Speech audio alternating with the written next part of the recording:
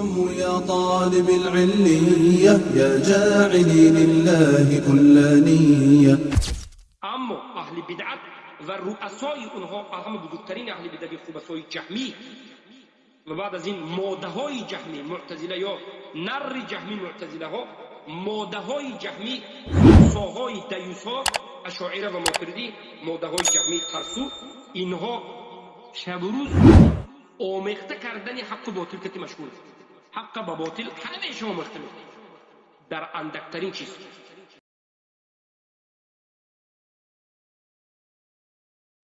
در این حالت میگن مشبه، یعنی اهل سنت و جماعت مشبه میگن ملعونی حیران زده شده گمراه میشه. یک چیزی عجیب رو هم ببینید، وقتی که علمای اهل سنت و جماعت سخن میکنند هرگز مقصدشون این نیست که مردم رو به حیرت اندازند. حرکت میکنند که علمای اهل سنت و جماعت مردم رو به بصیرت و به واقعیت و به علم آشکار واضح فهماند. برعکس علمای اهل سنت مردم را از حیرت میخوان که بیرون کنند، زیرا که حیرت زدن در شک و شبهه قرار گرفتن خودش اشکننده اسلام است. اما جهمی ها را ببینید، مردم عامه را حرکت میکنند که در حیرت اندازند، زیرا که جهمی ها میدانند که مردم عامه همراه جهمی ها نیست، همراه اشعری و ماتریدی و معتزلی و جهمی نیست. اگر جهمی ها مردم عامه را به حیرت انداختند، مردم گمراه نکنند، مردم عامه همه پیروان اهل سنت و جماعت است فطرتا. ابن القیم الجوزی به این شبهه جواب گفته، میگوید که فیقال لهذا الجاهل، به این جاهل جهمی معطل گفته می شود که ویلک، وای بر توی جهمی. الحمد لله رب العالمين والصلاة والسلام على رسوله الكريم إمام الموحدين وعلى آله وصحبه ومن تبعهم بإحسان إلى يوم الدين. اما بعد، السلام علیکم و رحمت الله و برکاته.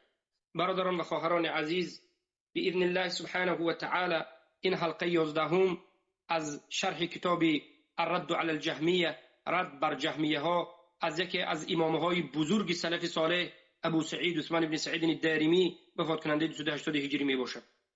و ما در حلقه های گذشته تمام مقدمه ها را به پایان رسانیدیم و به باب اولی کتاب داخل می شویم که کسانی که کتاب را در نزدشان باز کرده هستند صفحه 138 با بارک الله فیکم تخریج یا تعلیق آل حمدان است، تحقیق آل حمدان است.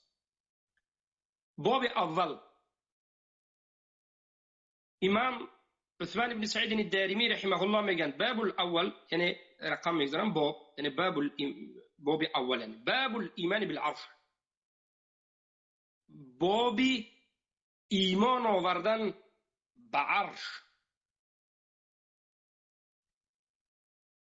صحبتی که اینجا می رود درباره ایمان آوردن به عرش است. آیا کسی به عرش ایمان ندارد؟ با وجود این همه دلیل ها، با وجود این همه بارک الله فیکم واضحیت ها، احادیثی که در این باب است، مگر همه این قبول ندارد که علمای سلف در زمانشون مجبور شدن که باب ایمان آوردن به عرش به در دوامش میگن که و هو احد ما انکرته المعطله، انا همین عرش یکی از چیزهایی است که معطله ها انکارش کردن. معطله ها که جهمیه ها عرش انکار کرد. معطله ها یک چند چیز را انکار کردند. یکی از چیزی که انکار کردند عرش است. ما وقتی که با جهمی ها بحث و مناظره میکنیم که الرحمن علی العرش استوى، الله به بالای عرش استوا شد، استوا کرد، استوا علی و ارتفع، صعد و استقر، میگویم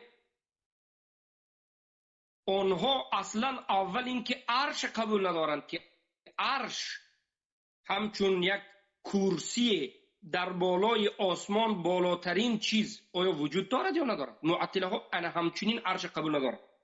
عرش رو به دیگر معلوم میتند عزت، قدرت، قوت میگن. عرش، وجود عرش را که الله و رسولش وصف کرده معطله های جهمی قبول نداره. امروز معطله های جهمی کی است؟ اشاعره و ماتریدی.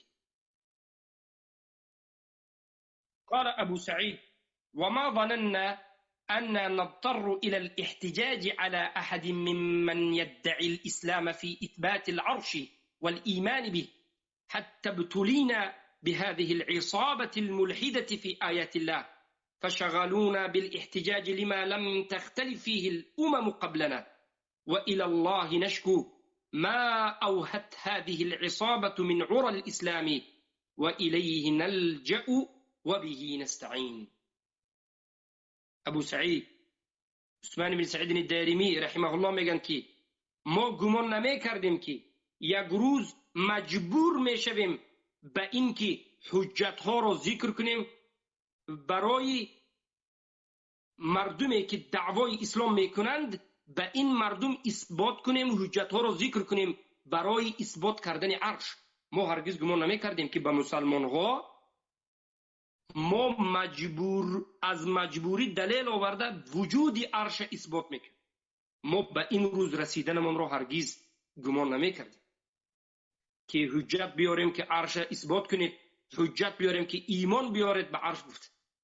زیرا که مسئله عرش مسئله یکی از واضحترین و مشهورترین مسئله در زمان سلف بود و در قرآن و سنت است. اما حالت به حالت رسید در زمان سلف که مجبور شدن که حجت ها را جمع کنند برای اثبات عرش و ایمان آوردن به عرش.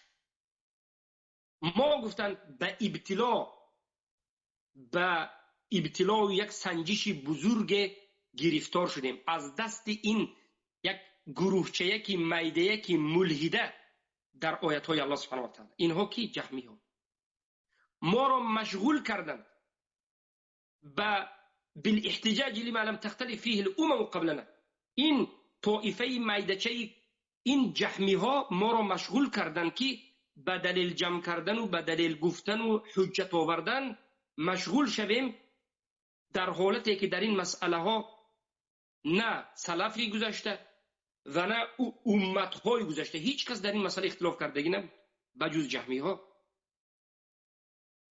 به سوی الله شکایت من را میگوییم از این ضرر و از این بدیه که جهمی ها بسری این طائفه جهمی کوچک که بسری مسلمان ها آورد.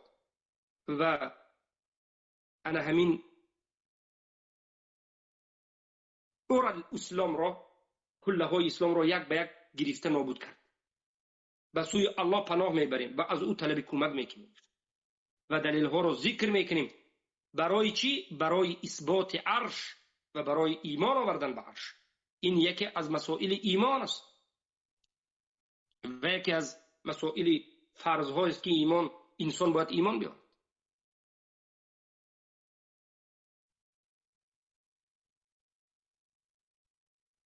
قول حمدان میگه که مصنف یعنی ابو سعید عثمان بن سعید الدارمی رحمه الله در کتاب نقض هم در دیگر کتابشان هم نقض بشر المریس العنید فی التوحید یک باب مخصوصی را گذاشتند، باب پنجم را گذاشتند، باب ما جاء فی العرش. در دیگر کتابشان هم باب آنچی که در مسئله عرش آمده است ذکر کرد. و غیر از عثمان بن سعید الدارمی دیگر از علمای سلف، از علمای اهل سنت و الجماعت هم بابهای زیادی خاصی را در باب عرش ذکر کردند. و از این جمله حرب ابن اسماعیل کرمانی در کتاب سنه در باب 24 باب فی العرش گفت. باب در عرش یعنی چی؟ مقصد چی؟ این باب در باب عرش است که تو باید بخوانی و بفهمی و ایمان بیاری و تصدیق کنی، مخالف جهمی ها باشی که این کار کردن. ابن ابی زمانین در اصول سنه باب الایمان بالعرش گفته، باب را ذکر کرد، باب ایمان به عرش. ابن بطه در کتاب الابانه الكبرى باب 81 باب ذکر العرش والایمان بان لله تعالی عرشا فوق السماوات 7 باب ذکر عرش و ایمان آوردن به این که الله سبحانه بان لله تعالی، ایمان به این که به درستی که الله سبحانه و تعالی عرش دارد در بالای 7 آسمان ها. از الله یک عرش است، از آن الله یک عرش است در بالای 7 آسمان است گفته تمام روایت ها رو آورد. و حتی در مسئله عرش یک چند کتاب ها نوشته شده، مصنفات تصنیف شده است. خاص کتاب العرش گفته به مانند این کتاب العرش ابن ابی شیبه، محمد ابن عثمان ابن ابی شیبه، نام کتابشون کتاب العرش است یا العرش یا کتاب العرش الذهبی. هر دو این کتاب منشور است، مطبوع است، در کتابخانه ها میفروشه. شما چی فکر میکنید به سبب چی کتابخانه نوشته شد؟ به سبب اینکه فتنه جهمی ها منتشر شد، اونها مردم گمراه کردند، علما مجبور شدند که حتی در این موضوع کتاب ها رو نویسند و تمام روایت رو جمع کنند. حالا باز میگردیم بعد از این که فهمیدید که این مسئله مهم است، چقدر سلف در این مسئله صحبت کردن، بابهای مخصوصی رو گذاشتن، کتابهای مخصوصی نوشتن. حالا عرش چی معنی دارد؟ عرش، کلمه العرش چی معنی دارد؟ ازهری رحمه الله در کتاب تهذیب اللغه مجله یکم صفحه 263 میگوید که العرش، عرش فی کلام العرب، در کلام عرب چی است؟ سریر الملک، سریری پادشاه را عرش گفته می شود.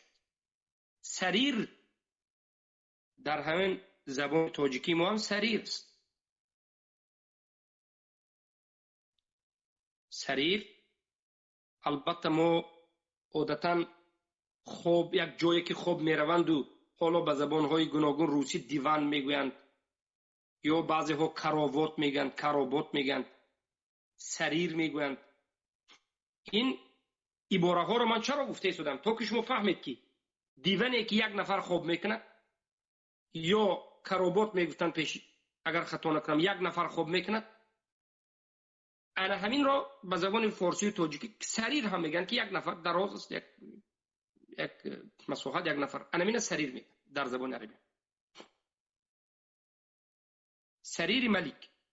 اما در اینجا سریر الملک، سریر الملک انا همون تخته که پادشاه میشیند. تخت. چرا ملک استفاده شد؟ کلمه سریر را فهمیدید؟ سریر یک جایی که یعنی برای نشستن است و میشیند یا برای دراز کشیدن و غیره. ولی سریر الملک، وقتی که ملک میگیم سریر رو معناش رو با واضح تر میکند که تخت پادشاه. عرش در زبان عرب چی رو میفهمند است؟ تخت پادشاه رو میفهمند است. سریر الملک، تخت پادشاه. و به این دلالت میکند سریری ملکه سبع، سریری ملکه سبع، سریری یعنی تختی پادشاهی سبع که الله سبحانه و تعالی عرش نامید. در سوره نمل نظر بکنید، هدهد میآید در سوره نمل آیه 23 به نزد سلیمان علیه الصلاة و السلام میگه که اینی وجدت امرأة تملکهم و اوتیت من کل شیء و لها عرش عظیم. من دریافتم زنی را که تملکهم، اونها به پادشاه هست، و اوتیت من کل شیء، از همه چیز به او داده شده است، و لها عرش عظیم، و همین زن عرشی عظیم دارد، یعنی تختی پادشاهی بزرگ دارد. عرش در اینجا تختی پادشاهی است، نه سریری که من در اول گفتم که خودی کلمه سریر در زبان عربی سریر گفته جای خوابگاهی که یک دیوان باشد، کرابات باشد، همین سریر میگه. اما سریر الملک به معنای تخت پادشاهی است. تخت پادشاهی شما میدونید یعنی جایی که می نشیند پادشاه، یک سریر، یک تختی که خیلی بزرگ است و بدحشمت و هر پادشاه به خودش هر نمود دارد. و این زن هم ملکه سبع خیلی یک تخت بزرگ داشت، میگه عظیم. فرج القصاب رحمه الله در کتاب نکت القرآن مجله کم صفحه 625 میگه که و رفع ابویه علی العرش، سوره یوسف آیه 100 و برداشت ابویه پدر و مادرش را به بالای عرش، العرش یعنی یوسف علیه السلام رو نقل میکنه. این میگه حجة فی ان العرش هو السریر لا محاله. این آیت حجت است که عرش این سریر است، یعنی تخت است، لا محاله، دیگر یگان حالت نیست. این حجت قاطع هست که عرش تخت است، سریر است. و ان عرش الله ايضا جل جلاله هو سريره الذي استوى عليه لا العلم كما يزعم الجهلة من الجهمية. و عرش الله نیز جل جلاله این سریر است، یعنی تخت است که الله به بالای این عرشش، سریر و تختش استوا کرده است، به بالایش. معنای عرش علم نیست، معنای عرش علم نیست، چگونه که جهله از جهمی ها دعوا کردن. چی فهمیدید؟ جهمی ها، این زنادقه ها آمده میگن که عرش این تخت نیست، این سریر نیست، این جایی بگیم عرش یعنی تخت و سریر نیست میگن، بلکه میگن عرش گفتنی یگان چیزی وجود ندارد، میگن چیزی که یگان مخلوق باشد وجود ندارد میگن، بلکه عرش علم است. این سخن جهمی است. جهمی ها وجود عرش انکار میکنن برادر عزیز اهل توحید. برای همین کسانی که با ما بحث میکنن که از جهمی ها میگن با ما بحث میکنن که الله در بالای آسمان است یا در همه جا هست، پیش از این که به این جهمی ها ما بحث و مناظره در مسئله استوا بکنیم باید درباره عرش بکنیم. اثبت العرش ثم ناقش، میگن که علما اول عرش ثابت کن بعد از این مناقشه کن. این خوبسا عرش قبول ندارد. عرشی که قرآن بیان کرده، سنت بیان کرده، جهمی ها قبول ندارد. عرش علم است. حالا شما در دوام صحبت میفهمید که عرش این چی است و چقدر چیزی عجیب و غریب، یکی از مخلوقات بزرگترین الله سبحانه و تعالی و اولین خلق کرده الله سبحانه و تعالی.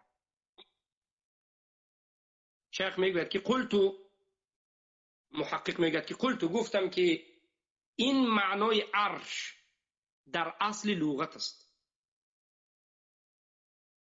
و در لغت به دیگر معنا هم می آید. از همین جهت جهمی ها از فرصت استفاده برده، این جهمی های معطله عامه مردم مسلمان ها را به فتنه گرفتار کردند و حقیقت عرش را به فتنه، به تلبیس آمیخته کردند. کلمه استوا هم از لغت نظر کنید به یک چند معنا میاد، یا کلمه عرش هم در لغت اگر نظر کنید به یک چند معنا میاد. اما وقتی که کلمه استوا یا کلمه عرش وقتی که در آیت آمد فقط به یک معنا میاد، در این آیت به جز یک معنا به دیگر معنا آمدگی نیست.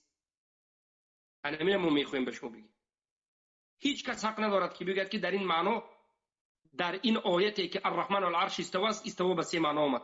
هیچ کس حق ندارد که بگوید عرش به 2 معنا به 5 معنا آمد. نه، اینجا عرش هم به یک معنا آمد، استوا هم به یک معنا آمد. دلیل همون علمای لغت سلف صالح، دلیل همون فهم امام های سلف صالح است که گفته یک معنا است. برای که اینجا عرش معرفه بالالف واللام است، عرش معین عرش الله است. دیگر معناها رو در اینجا داده نمیشه بجز عرشی که سریر تخت الله سبحانه و تعالی باشد. قال ابن القيم رحمه الله كما في مختصر السواق المرسله صفحه 26 به ابن القيم الجوزي گفتن که ومثل هذا قول الجهمي الملبس، و مثل این قول جهمی ملبس هایی که تلبیس کننده هستن. پس ببینید برادران و خواهران عزیز، در بسیار حالت وقتی که علما رو میبینیم، وقتی که درباره جهمی ها صحبت میکنند، جهمی ها رو ملبس میگن، اهل تلبیس میگن. چی گفتن اینجا؟ پس تلبیس یا ملبس کی را میگن؟ کسی که حق و باطل را به هم آمیخته میکند و سرت را گرنگ میکند، فریبت میدهد. از یک طرف سخنش حق است، کمتر حقم هست، از یک طرفش باطل است، نتیجه باطل است. به مانند سخنهای ساحرها، چقدر که پیامبر صلی الله علیه و سلم گفتند به یک سخن حق در گردش 100 سخن باطل میاندازد و گمراهت میکند. تلبیس گفتن که همین که حق به باطل آمیخته کرده، روپوش کرده، تو را گمراه کرده، سرت را گرنگ کرده، از حق دور میکنه و این حرام است. الله در قرآن من کرده و این صفت یهود است. باید ببینید صفت اهل سنت و جماعت همین است که آشکار بیانی، واضح بیانی، حق را از باطل 100% جدا کردن و باطل را از حق 100% جدا کردن. حق و باطل در نزد اهل سنت و جماعت به یکدیگریش حتی نزدیک شدنش ناممکن است. فاصدع بما تؤمر، فاصدع و قولوا قولا سدیدا. تمییز میکنید، حق و باطل جدا میکنید. اما این صفت اهل سنت است که حق و باطل جدا میکنید. این قرآن است که نامش فرقان است، تو جدا کننده حق و باطل است. اما اهل بدعت و رؤسای اونها، همه بزرگترین اهل بدعت خوبسای جهمی و بعد از این ماده های جهمی معتزله یا نر جهمی معتزله ها، ماده های جهمی خنثاهای دیوسا اشاعره و ماتریدی، ماده های جهمی ترسو، اینها شب و روز آمیخته کردن حق و باطل کتی مشغولند. حق با باطل همیشه آمیخته میکنن در اندکترین چیز. برای همین ابن القیم الجوزی میگن که و مثال این میگن قول جهمی ملبس. مثال برای چی آورده ایستادن ابن القیم الجوزی؟ برای آن که جهمی معنای عرش حق و باطل آمیخته کرده، انسانها را گمراه میکنند.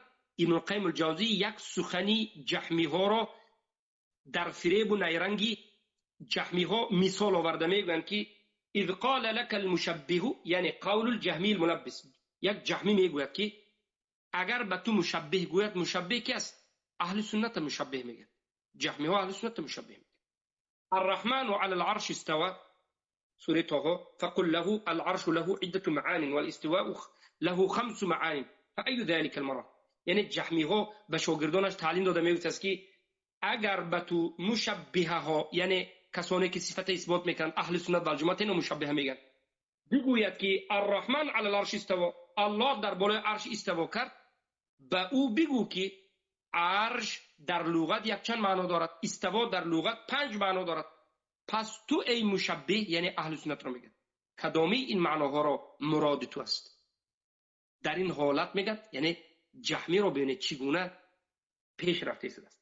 جهمی میگه که وقتی که تو این سخن را گفتی فإن المشبه يتحير ولا يدري ما يقول، وقتی که تو این سخن را گفتی مشبه به حیرت می افتد و نمیداند که چی بگوید. یعنی شما اهل سنت و جماعت را جهمی ها چخیل فریب می دادند، چخیل به حیرت می انداختند.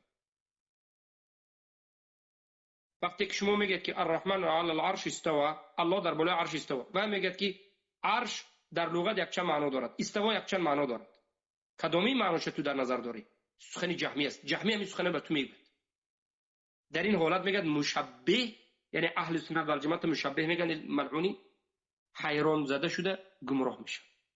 یک چیزی عجیب رو هم ببینید، وقتی که علمای اهل سنت و جماعت سخن میکنند،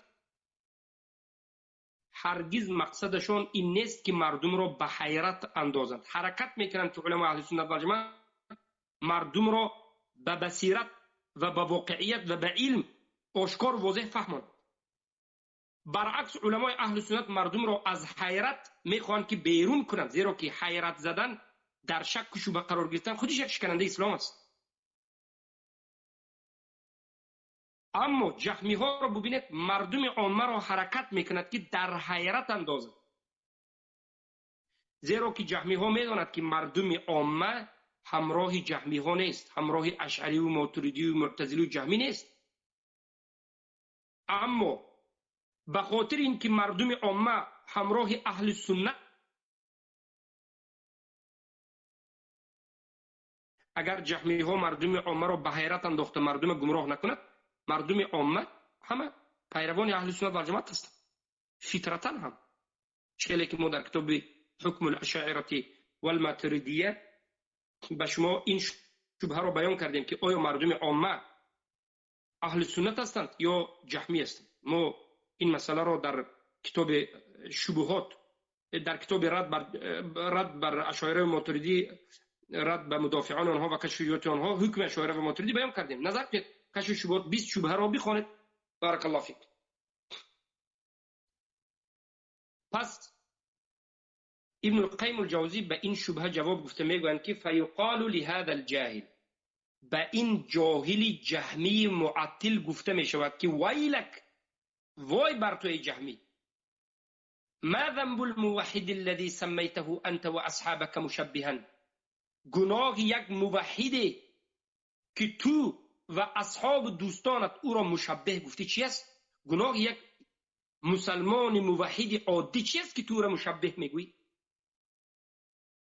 به تو همان چیزی را که الله گفت همان را گفت. ای جهمی، به تو آیت قرآن را گفت که الله میگه که الرحمن علی العرش استوى، الله بر بالای عرش استوا کرد.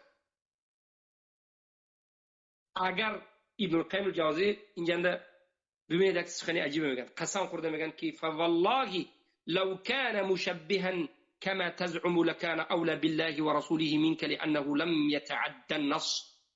قسم به الله اگر مشبه هم می بود، چگونه ای که تو ای جهمی دعوا میکنی که این مشبه است، اگر مشبه هم باشد در نزد الله از تو بهتر است، زیرا که نصوص انکار نکرد، قرآن انکار نکرد و ثابت کرد. یعنی ما دو فرقه بدعتی داریم، مشبهه داریم، معطله داریم. مشبهه ها کسانی هستند که تشبیه میکنند الله را به مخلوقین یا مخلوقین را به الله. شرک تشبیه است، مشبهه. و ما معطله داریم، کسانی که الله حتی وجودش انکار میکنه، نه در بالا نه در پایان، نه در راست نه در چپ، نه در پیش نه در پشت، در کجا؟ در هیچ جا. از همین معطله و مشبهه کدامش بدتر است؟ کدامش خبیث‌تر است؟ معطله ها، زیرا که مشبهه ها وجود الله انکار نمیکنه. فهمیدید؟ و بعد از این ابن القیم الجوزی جواب گفته میگن که و اما قولك العرش له 7 معان و نحو، اما سخنی تو که جهمی معطله عرش 7 معنا دارد یا به همین مانند سخنی که کردی، و الاستواء له 5 معان، یا گفتی که کلمه استوا 5 معنا دارد، فتلبیس منك على الجهال، این تلبیس، این فریب دادن و حق و باطل آمیخته کردن و فریب و نیرنگ کردن تو است ای جهمی نسبت انسانهای جاهل. یعنی جاهل های تو میخواد کرده فریب داده ایستاده. و کذب ظاهر، و این دروغ ظاهر و آشکار است. فانه ليس لعرش الرحمن الذي استوى عليه الا معنى واحد، بدرستی که این عرش رحمانی که الله به بالای او استوا کرد بجز یک معنا دیگر هرگز یگان معنای دیگر ندارد، فقط یک معنا دارد. برای همین برادر عزیز، کلمه عرش در لغت یک چند معنا داشتنش، کلمه استوا در لغت یک چند معنا داشتنش، این معناش این نیست که الرحمن علی العرش استوا، العرش اینجا یک چند معنا داشته باشد و استوا یک چند معنا داشته باشد. نه، در اینجا فقط عرش یک معنا دارد، استوا یک معنا دارد. برای چی؟ و این کان للعرش من حیث الجمله عده معانی، اگرچه در از حیث الجمله از نظر عمومی نظر کنیم از لغت یک چند معنا دارد عرش، اما در اینجا فقط یک معنا دارد. چرا؟ فلام للعهد وقد صار به العرش معينا وهو عرش الرب تعالى الذي هو سرير ملكه الذي اتفقت عليه الرسل وأقرت به الأمم إلا من نابذ الرسل. در اینجا در کلمه ببینیم در آیتی که الرحمن علی العرش استوى، کلمه عرش پیش از کلمه عرش لام است. این لام عهد است. این لام عهد میگه عرش را معین میکند که این عرش رب است، یعنی عرش الله است. معنایش سریر ملک الله است. تخت ملک الله است که به این معنا تمام پیامبران و رسولان اتفاق کردند و همه امتهای مسلمان پیش از ما دیگر امتها هم همه اتفاق کردند و قبول کردند بجز کسانی که مخالفت به همه پیامبران کردند. پس مذهب جهمی هایی که عرش را تخت الله بودنش را سریر یعنی تخت الله بودنش را قبول ندارند و میگن که عرش این علم است و غیره، اینها کافر شدند به همه انبیا و المرسلین، مخالفت کردند به همه انبیا و المرسلین. به یک روایتی که 124,000 انبیا و المرسلین، چیزی که ما در حلقه گفتیم که حدیث فیه کلام. ابن ابی زمانین میگن که رحم الله در رسول السنه میگن که باب الایمان بالعرش، باب ایمان به عرش. ومن قول أهل السنة أن الله عز وجل خلق العرش واختصه بالعلو والارتفاع فوق جميع ما خلق ثم استوى عليه كيف شاء. از قول اهل سنت و الجماعه دین است که میگویند به درستی که الله عز وجل عرش را خلق کرد و عرش را خاص قرار داد از جهت علو و بالا بودن و ارتفاع به همه مخلوقاتش. خاصیت عرشی است. یکی از خاصیت بزرگترین عرش این است که دیگر یگان مخلوقات ندارد. الله خاص کرد عرش را از همه بالا قرار داد. اول زمین باشد، بعد از این آسمان یکم، دوم، سوم، چهارم، پنجم، ششم، هفتم، بعد از این کرسی، بعد از این آب، بعد از این عرش و بعد از این الله رب العالمین جدا از خلقش. و بعد از این که الله سبحانه و تعالی عرش را بالای همه چیز قرار داد، به بالای عرش استوا کرد. چگونه ای که خواهد. چخیل استوا کرد. الله چخیل برآمد به بالای عرش ما نمیدانیم. چگونه ای که الله خواهد، لیس کمثله شیء و هو السمیع البصیر. چگونه ای که الله خواسته بود. هیچ چیز مانند الله سبحانه و تعالی نیست. ابن بطال رحمه الله در کتاب الابانة الكبرى و رقم 2707 27007 میگن که اعلموا رحمكم الله ان الجهمیه تجهد ان لله عرشا. بدانید الله شما را رحمت کند که جهمیه ها انکار کردند که الله سبحانه و تعالی عرش داشته باشد. وجود داشتن عرش الله را جهمیه های معطله انکار کردند و گفتند که لا نقول ان الله على العرش لانه اعظم من العرش. جهمیه ها گفتند که ما نمیگوییم که الله در بالای عرش است زیرا که الله بزرگتر از عرش است. سخنهای ببینید، سخنهای آمیخته و حق و باطل ببینید. ان الله على العرش لا نقول گفتن این سخنی باطل است که گفتن ما نمیگیم که الله در بالای عرش است. سخنی باطل گفتن و بعد از این گفتن که الله بزرگ از عرش است. بله الله بزرگتر از عرش است. یکی چی من میکند که الله در بالای عرش باشد؟ اگر در بالای عرش نباشد پس در زیر عرش است؟ میگن که نه. در کجا است؟ در هیچ جا. والعیاذ بالله. ومتى اعترفنا انه على العرش فقد حددناه. جهمیه میگن که هر گاهی که ما اعتراف کنیم که الله در بالای عرش است پس ما به تحقیق الله را به حدود معین محدود کردیم. میگه وقد خلت منه اماکن كثيره غیر العرش فردوا نص التنزيل وكذبوا اخبار رسول. اگر ما گوییم که حد و حدود الله را معین کرده بگوییم که الله فقط در بالای عرش است پس بسیار مکانهای دیگر از الله خالی میماند. از همین جهت گفتند غیر عرش یعنی الله در بالای عرش گیم غیر عرش دیگر جاها چی؟ اون جایها از الله خالی میماند گفتند جهمیه. از همین جهت تمام قرآن و سنت رد کردند و پیامبر خبرهاشون دروغ شمرد.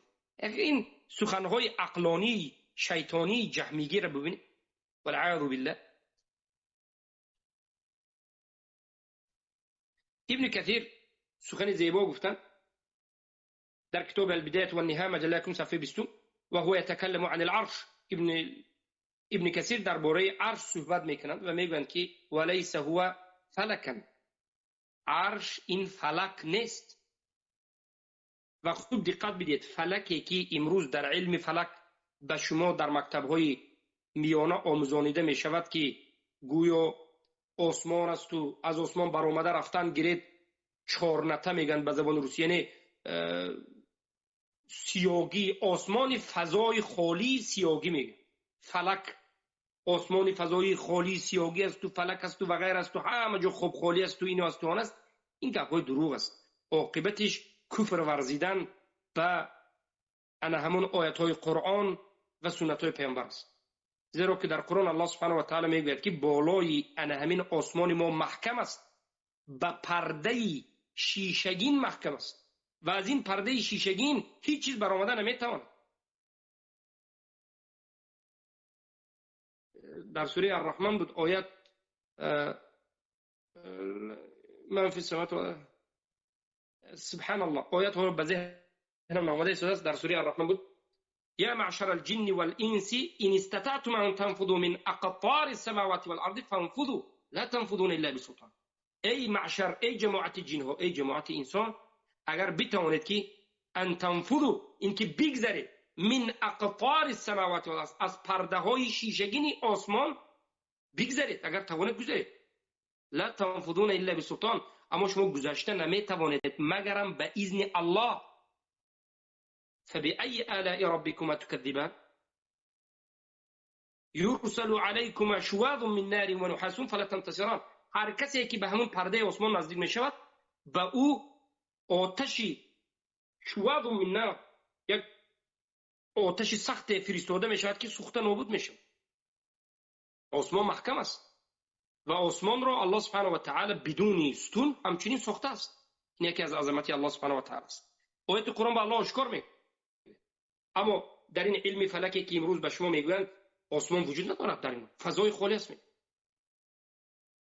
ما میگیم که پیامبر صلی الله علیه و سلم را وقتی که جبرئیل به آسمان بردن، وقتی که به همین اقطار السما رسیدن، پاسبان پرسید جبرئیل را که آیا به اذن الله میبری؟ گفتند که بله. بعد از این دروازه رو باز کردند، یعنی آسمان محکم است، گشاده شد. بعد از این برآمدن به بالا. ما باید ایمان بیاریم به این چیزها، به این افسانه‌ای که در مکتب‌ها و در این اعتقادهای کفری به شما داده می شود که عاقبتش انکار کردن آسمان است، عاقبتش انکار کردن در بالا آسمان، 7 طبقه آسمان هاست، انکار کردن عرش است و انکار کردن بزرگی الله سبحانه و تعالی است. به این چیزها خیلی احتیاط باید باشید. پس ابن کثیر میگن که ولیس هو فلکا، این فلک نیست، عرش این فلک نیست. ولا تفهم منه العرب ذلك، عرب از کلمه عرش فلک نمیفهم. والقرآن انما نزل بلغت العرب، قرآن نازل شد به لغت عرب. پس عرش چیست؟ ابن کثیر گفتند فهو سریر ذو قوام، این سریر است، یعنی تخت است که صاحب های پایه هست، تخت است که پایه دارد. ذو قوائم یعنی تخت پادشاهیه که به خودش پایه ها دارد. کرسیه که بگیم، ما کرسی میگیم به زبان تاجیکی تخت، بله، کرسی بزرگ، تخت پادشاهیه که به خودش پایه ها دارد. تحمله الملائکه، این عرش پایدار را ملائکه ها میبردارند در زیر کتفشون. الکون عرش چخیل است، حالتش ببینید چی میگن. و هو کالقبه علی العالم، عرش به مانند یک قبه بر عالم است. قبه رو میفهمید چی است؟ در بالای مسجدها قبه هست. مثلا به مسجد پیامبر صلی الله علیه و سلم، مسجد نبوی نظر کرد، یک قبه سبز است. قبه این است. یا سرپوش دیگتون هم بعضش قبه برین است. قبه های مسجد، قبه. همین عرش به تمام عالم، یعنی 7 زمین و 7 آسمان، از همه بالا عرش است. عرش به مانند قبه تمام زمین ها و آسمان ها را بالاش گرد و برش جمع میکنه. و هو سقف المخلوقات، عرش سقف مخلوقات است. و شما میدونید که بالاترین درجه جنت فردوس است. سقفش چیست؟ سقف گفته زبان تاجیکی، هم زبان عربی و هم تاجیکی، یعنی تاجیکا و فارسی استفاده میبرند از عربی گرفتن. سقف خانه گفته چی میگی؟ حاضرم خیلی در درون خانه نشسته باشید، سرتون به بالای خانه گردانید، سقف. لیکن افسوس که امروز شما فقط به زبان روسی میفهمید، شاید پاتالوک میگید. پاتالوک نه، سقف انا همین سقف جنت، بالاترین جنت که فردوس است، سقفش عرش است، یعنی عرش تگش دیده میست. الله اکبر. پس شیخ محقق میگه که ولما كان العرش حقيقة لا كما يدعيه المعتلة كانت له صفات كثيرة وردت في النصوص والآثار من ذلك. و زمانی که گفت عرش حقیقی است، ببینید وقتی که عرش حقیقی است، ثابت است، حقیقتا وجود دارد، نه چنانه که معطله ها دعوا میکنند که عرش، یعنی معطله های جهمی دعوا میکنند که عرش حقیقتا وجود ندارد. میگه عرش علم است، میگه. اما اهل سنت میگن که عرش حقیقتا وجود دارد. چه دیدید واسه گفتید در نصوص های قرآن و سنت، در آثارهای سلف وصفهای زیاد به عرش ذکر شده است که ما باذن الله سبحانه و تعالی یک به یک اینها رو به شما ذکر میکنیم. پس با همین این حلقه رو به پایان میرسانیم. در حلقه آینده به شما وصف عرش را یک به یک ذکر میکنیم و به دیگر مسئله های دوام کتاب انشاءالله داخل میشه. سبحانك اللهم بحمدك اشهد ان لا اله الا انت استغفرك و اتوب الیک.